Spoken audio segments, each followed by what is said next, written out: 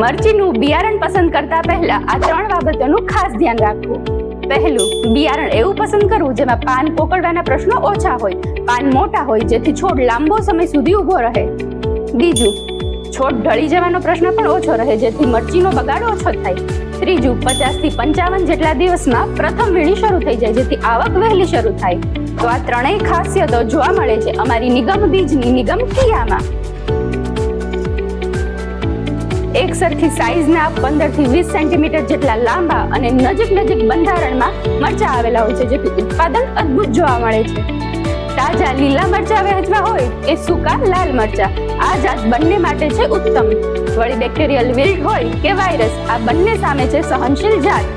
તો તમારા વિસ્તારમાં મરચીની આ બિયારણ કઈ જગ્યાએ મળી રહેશે તે જાણવા માટે આજે જ સંપર્ક કરો 99935053 પર અને લઈ આવો ખેડૂત મિત્રોની ભરોસાપાત્ર વેરાયટી નિગમ કિયા.